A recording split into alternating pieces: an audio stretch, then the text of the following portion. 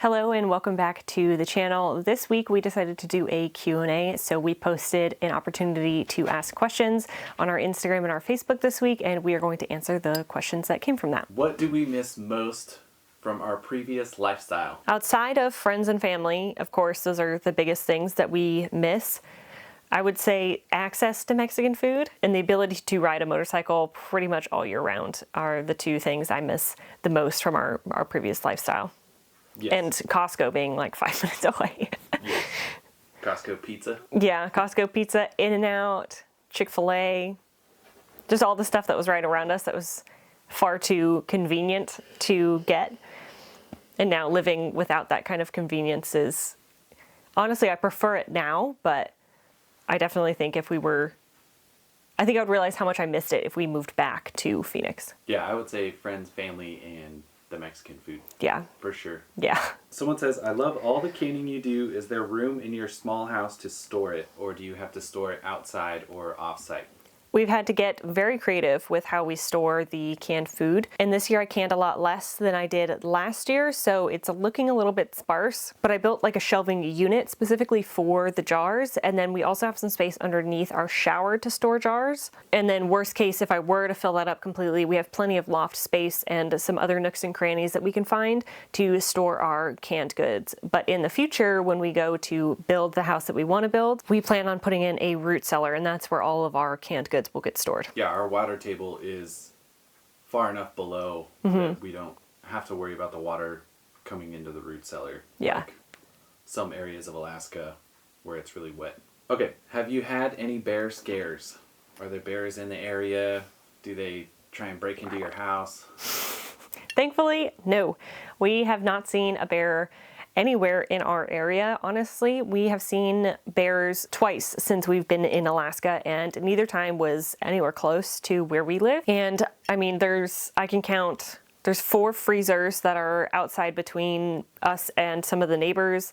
There's compost piles and chickens and all of that, and there just hasn't been none of us have had bears come up to our property and try to break in or eat anything. So thankfully, we are not surrounded by bears in our specific area. They are very sparse. Do we want kids? Children are not currently in our life plan. Okay, do we ever miss being on grid? Overall, no. I personally do not miss being on grid. The only thing I would say that and I can speak for Trevor on this too, that we do miss from being on grid is our unlimited electricity, especially when you think your batteries are going to last overnight and then you wake up and you don't have any electricity and it's in the negatives and your generator doesn't want to start. But other than that, the water, anything else doesn't really bother us, not being on the sewer either. So like having an outhouse, none of that bothers me, and it's not anything that I think of and that I feel like I would want to go back to. What are the things you found out when you got there that you didn't think of? That we found out that we didn't think of. Soil type was a big one. Yeah. We have really well draining soil where we're at. It's very sandy. So we don't really have to worry about frost heaving out here, which was a huge thing when we were in Phoenix researching all this. We thought that was going to be a huge problem. Yeah. Turns out it's not in our area. That was a big surprise. Yeah, that was a big relief.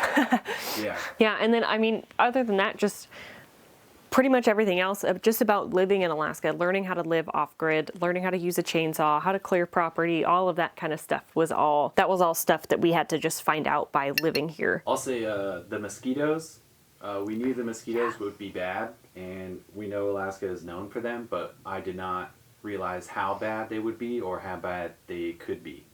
Yeah, it's one of those things that you have no way of knowing. People can say that they're really bad, but you have no idea what it's like until you live where there's just so many mosquitoes, especially the giant ones. Horrible our first summer because we could not escape them. They were outside, obviously, everywhere all day when we were working, and then we would go into the trailer and try and sleep, and they would just be buzzing about our face, and they'd be biting our hands and our ears, and you just could not get away from them. Yeah, that first summer there was absolutely no escaping them in a camper. There were just too many holes that would let them in. It didn't matter what you did. They were all over the camper. Yeah, and we did not have an outhouse at the time, so yeah. We had to deal with the mosquitoes in the forest when you were trying to go to the bathroom, so that was fun. We had to make it real quick. Uh-huh. Why did we pick Alaska? The very short answer is we came up to visit and we just felt the call of Alaska. But I guess the long answer is just it checked everything off of our box. You know, it had the trees, it had mountains, it had rivers, and it has the ocean, and it has lakes. It has kind of just everything that we ever dreamed of having, and we didn't realize that we could have it all in one spot. We weren't necessarily looking at Alaska as somewhere to move. We were looking in northern Arizona, and we came up here on our late honeymoon to just visit before we settled down and tried homesteading in northern Arizona. And we just fell in love with Alaska immediately, and based off of that 10-day trip alone in the beginning of May, we decided to move up here. And while we knew that we had no idea what it was actually going to be like to live up here and what winter would be like, we just knew deep in our souls that there was nowhere else that we would rather live. And if we didn't move up here, if we didn't try it, we would live the rest of our lives wondering, what if, what would we have loved Alaska? Would we have hated it? It would have eaten away at us, I think, for a very, very long time. So at the end of the day, we just decided, kind of, screw it, let's move to Alaska, because worst that happens is we don't like it, and we move back to Arizona, and we try again somewhere else. What was the process of buying land like? Do we have any tips? We are not people to ask about buying land, because we bought our land sight unseen. We didn't come here and see the property before we purchased it. We sent our realtor down here to take a look at the property, and he video called us and walked around the property for us to see. And based off of his experience, his name is Jason Fulmar. He's absolutely wonderful. So if you are in Alaska and you are looking for a realtor, 10 out of 10, I would recommend. He is an amazing person. So with his help and his expertise, we felt comfortable enough to put in an offer on the property. But when we found it online, there were just a couple pictures of it, and it wasn't even really of the land. It was of the road that hadn't quite reached our property yet. So we knew buying the property, there wasn't going to be a road to it. And that's also why we got such a good deal on the property, was because there was no road coming to our property. But we also got really lucky with that because our neighbors had also purchased their property right before we did, and they had the equipment and they were actually putting in the road. So we were able to purchase this property with the expertise of our realtor, and then we got in touch with our neighbors and got to speak with them, and they helped us a lot along the way. So the smart way to go about it would have been for us to come up here and look at land in person, and we did start looking when we were here on our 10-day trip, but ultimately we didn't find anything that we liked enough to put an offer in on, and then we just kept looking once we got back to Arizona, and we found this one. We bought it, and then a month later we came up here on a 24-hour trip to check out the property and meet the neighbors in person.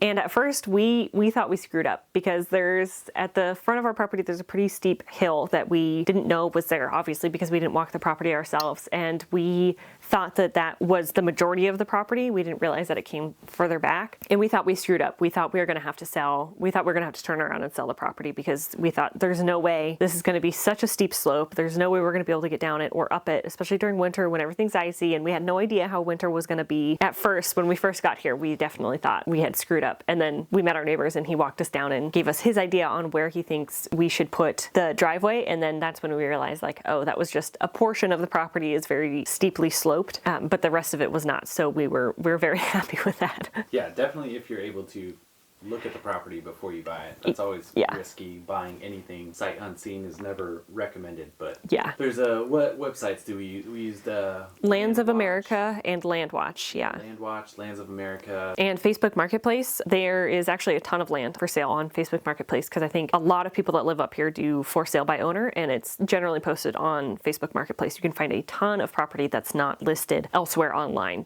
Any tips for... Make sure you know and trust your realtor. Yeah, definitely get a good realtor. Mm-hmm. Ours was awesome. He was we could trust him. He gave us his honest take on, that wasn't the only property he looked at for us. He looked at a few others, and gave us his opinion of, I wouldn't buy this because it's too wet or too boggy, or, if something's cheap, there's probably a reason why it's cheap. So or it's right next to a sled dog house. yeah. which can be a bit noisy. It's hard to have any tips because we didn't go about it the correct way. Yeah. So Yeah, we did it the exact way you're not supposed to do it. yeah, so I don't think we're necessarily people to give advice to. Okay, what's the time frame on your new cabin? I'm gonna give us a generous timeline and say 5 years to build it and to move in. I think our biggest restriction is just gonna be funds on building it. Yeah, we're not entirely sure how much it's gonna cost. We don't have an exact layout nailed down. We're still changing things around. Yeah, I think 5 years is a good timeline. When you build your next home, what will your existing home become? Our existing home, we're gonna keep it. We are going to move it away from the spot that it's in now and a little bit farther to the north. And we are going to turn it into a guest house for when our friends or family want to come up and visit. And some things are gonna change because we'll be taking the oven and things like that. So some things will be changed around, but we will be keeping it. All right, and lastly, what is your end goal? I don't know if there ever will be an end to just developing this property. I mean, we want to do a lot of things, once we have our house and we have the new pole barn built and we have chickens and a garden. And I mean, eventually I think we'd want to raise some form of livestock, whether probably not pigs, but maybe sheep, or probably not cows either because they're too big. So probably sheep. And we want to keep bees. We have a lot of ideas. We have a lot of really big ideas for this property. So I think it'll be quite a long time before this property I would say is like complete. But our end goal is to one day have land in Southeast Alaska. I don't know if we'll live there full time or not, but it's definitely, that's one of our goals. But it's hard to say that we have a definitive end for this particular property because I think our wants and needs are going to kind of fluctuate as we go. So I think it's just going to be ever evolving and kind of just deciding as we go what we want or what we decide to change or decide to do away with as we learn how things work and what we like and don't like. Yeah, I would say we want to get the house that we're in now, the small house, moved so it can be a guest house for friends and family, and then we want to build our actual house within the next 5 years, and then we want to have chickens for sure, and then we'll probably clear a little bit more of the property, but we're just about done with the big major stuff. Want to clean up the property some more. We have a lot of dead standing spruce that we want to take down, thin some stuff out so we have a better view. Yeah, there's we have to thin out a bunch. Also for fire danger. I don't think that there'll ever be a definitive end for us on any property, Yeah. I think it'll just kind of evolve and change as we evolve and change. And that's it for the questions and for this week's video. But of course, if you guys have any other questions, feel free to leave them in the comments and we'll get back to you. So thanks so much for watching. Hope you guys enjoyed and we'll see you next week.